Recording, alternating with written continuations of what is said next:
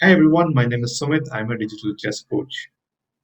We all know there are three phases in a chess game: the opening, the middle game, and the end game.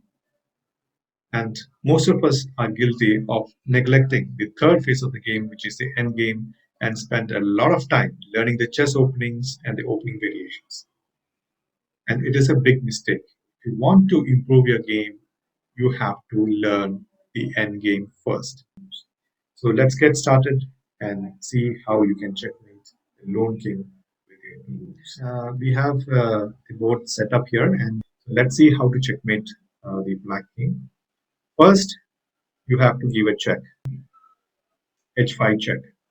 Now, the basic idea of this checkmate is to corner the black king in the back rank or a file, and use one rook to restrict the movement of the king and use the other rook to checkmate. So the first idea is to corner the king to the back rank. So let's see how black would respond.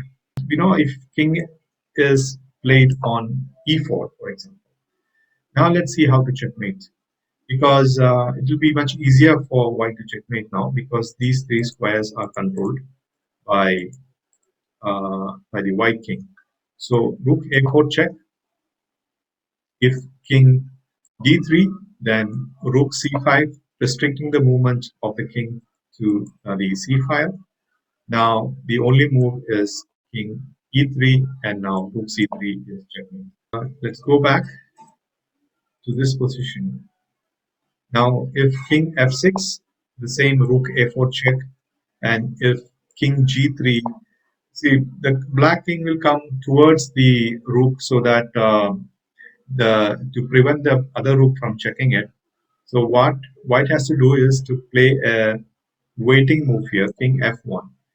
Now this square is controlled by the white by this rook. This square is controlled, and the only available square is this one.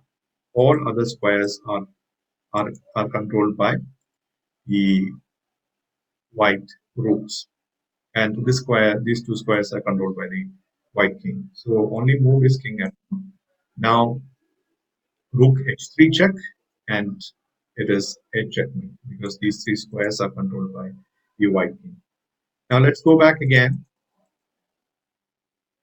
Rook a5 check. If say now black plays king f6, you bring in the other rook and give a check. Rook a6 check.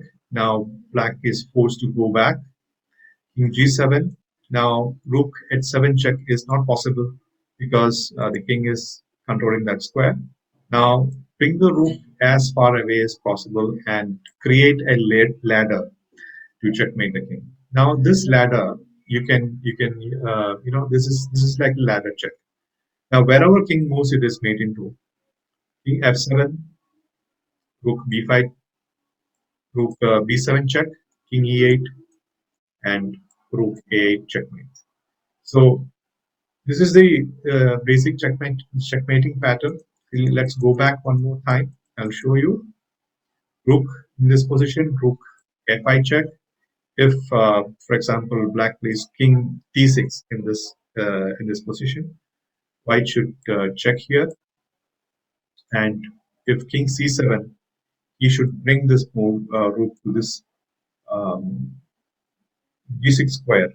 And after king, say king d7, rook h7 check, king e8, and rook g8 checkmate.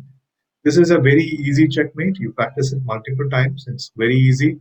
You can practice it with your friend, and you can checkmate within 5 moves. So let's see another random position. So in this position, the same concept works. This is a totally different position from the first one I showed you. This is a random position, and it is black to move. Wherever black moves, it is mate in 3 because the king and the two rows controls all squares. For example, if king moves to king here, king c2, you give a check, and there's no much option left for black. You can go to c1. Now Rook can be played to b2, and after b1, it is rook b1 checkmate. This is how you checkmate with two rooks. It's very simple. You can checkmate within, say, 5 to 7 moves. If you enjoyed this video, if you like this video, please like it, please share it with your friends, and please subscribe to my channel and also click on the. Stay safe, and until next time, bye bye. See you.